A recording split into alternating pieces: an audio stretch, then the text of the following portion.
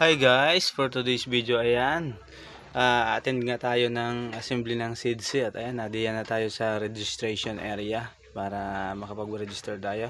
Ayan, pagkatapos nga po ay umakyat na tayo dito sa may Coliseum at tinatakan na rin tayo para registered na tayo naka-attend ng 55th assembly General Assembly ng SIDSI.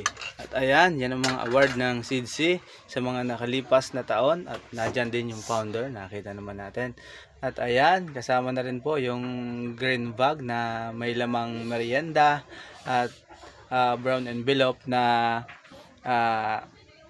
may kasamang parang yearbook ng SIDSI na may nakalagay na 55 years.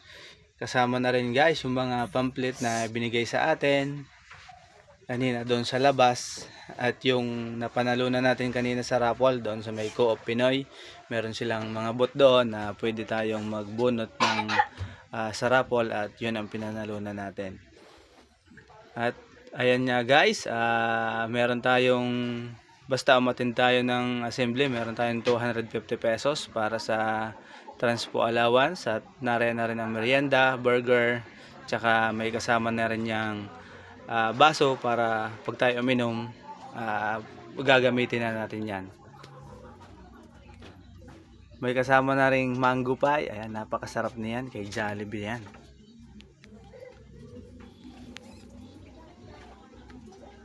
Ayan guys, at pagkatapos nga ay binisita muna natin yung mga mapapanalunan. Isang Vios, dalawang e-bike, ayan, 3 pala, tapos isang tricycle. Yung Isuzu hindi kasama yon, siyempre.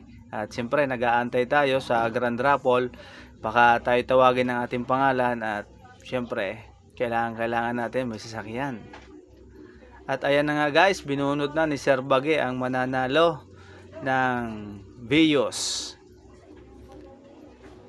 Ayan, pinipintahan na po ni Sir Joselito Bage kung sino ang mag-uwi ng brand new Toyota Vios. Kulay puti yan. Nakita nyo naman kanina doon sa plinas natin na mga mapapanalunan. At ayan, tinitingnan na nga po kung sino ang makakakuha ng Vios Toyota. Ayan, kabado na po ang lahat para sa pag tinawag ang pangalan ng kung saan mananalo, kung saan lugar magmumula, ganoon din kung sino yung taong mananalo ng Toyota Vios. Ayan guys, medyo kabado tayo dyan, baka tayo ang tawagin. Instant may kotse tayo dyan pag tayo ang tinawag. At ayan na nga guys, parang hindi yata Batanggenyo ang nanalo. Ayan, pinipintahan na. Kaya announce na guys kung sinong nanalo. At ayan na, from Calawag, Quezon. Ayan guys, so far taga Calawag ang nanalo ng brand new Toyota Vios. Maraming salamat sa inyo guys sa aking panonood sa aking channel. Pakisuyong i-subscribe at i-follow ang aking page, ITWoods TV. Maraming salamat po sa inyong lahat sa pagsuporta sa aking channel.